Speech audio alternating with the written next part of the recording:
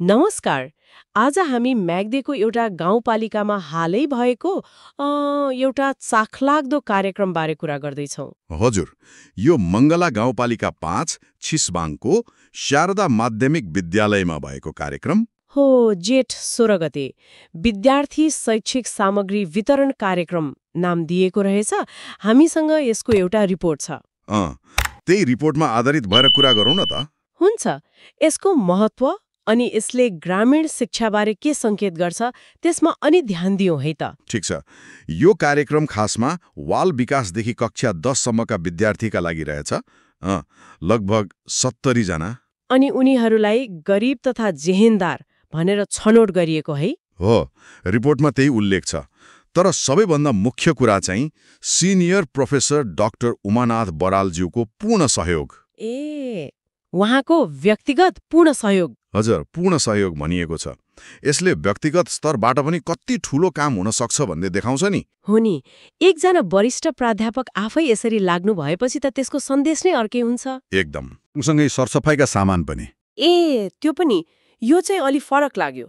मतलब पढाइ मात्र होइन, विद्यार्थीको स्वास्थ्य समग्र हितमा पनि ध्यान दिएको जस्तो। हो नि, त्यो दृष्टिकोण राम्रो देखियो।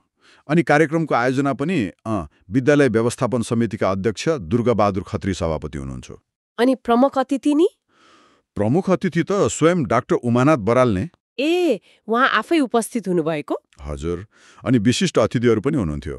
Professor doctor Minpun, assistant professor doctor Bhimnath Baral. ओहो, शैक्षिक क्षेत्रका ठुनै व्यक्तित्वहरू पनि पुग्नु भएको रहेछ। हो। अनि अरू पनि वडा अध्यक्ष भूपेन्द्र खत्री छेत्री, शिक्षक अभिभावक सङ्घका अध्यक्ष हर्कबहादुर बुढा, प्र खगेन्द्र सापकोटा। अनि अरू पनि हुनुहुन्थ्यो क्या रे? याम थापा, मङ्गला शिक्षक कम्पसको व्यवस्थापन समिति अध्यक्ष अनि धौलागिरी माविकी शिक्षक उमादेवी कण्डेल। अनि शिक्षक, अभिभावक, विद्यार्थीहरू त हुने नै भए। यत्रो जमघटले त कार्यक्रमको महत्त्व झनै बढायो होला है। एकदम। यसले धेरै कुरा देखाउँछ। पहिलो त डाक्टर बरालको त्यो पूर्ण सहयोग। यसले व्यक्तिगत पहल कति शक्तिशाली हुन सक्छ भन्ने देखायो।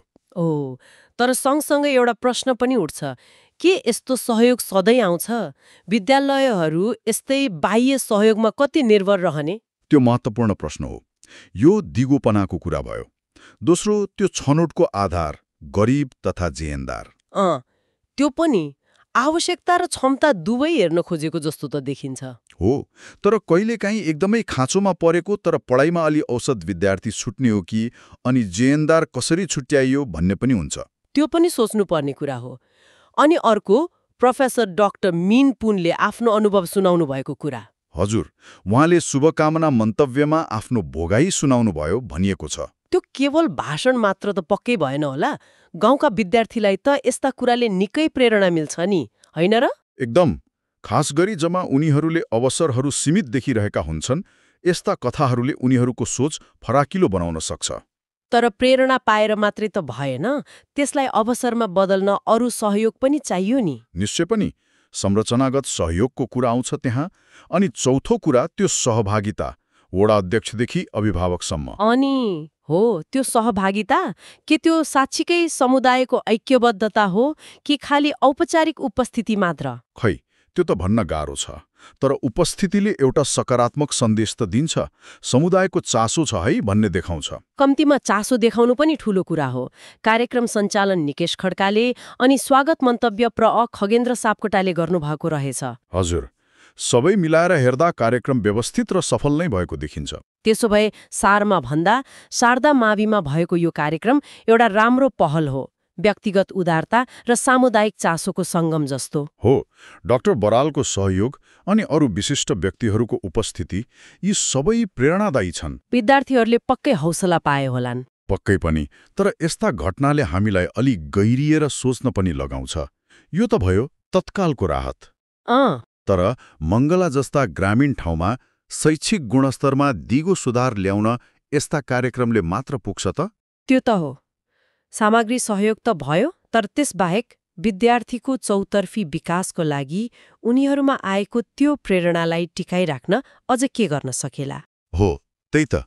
कस्ता खालका अरू संरचनागत निरन्तर सहयोगका मोडेलहरू आवश्यक पर्लान्? यसबारे अझै सोच्न र छलफल गर्नुपर्ने देख्छु म त। एकदम। यो सोचनीय प्रश्न हो। सायद अर्को पटक यस्तै विषयमा अझ गहिरिन सकिन्छ कि। अहिलेलाई भने यो जानकारीमूलक रह्यो। धन्यवाद। धन्यवाद।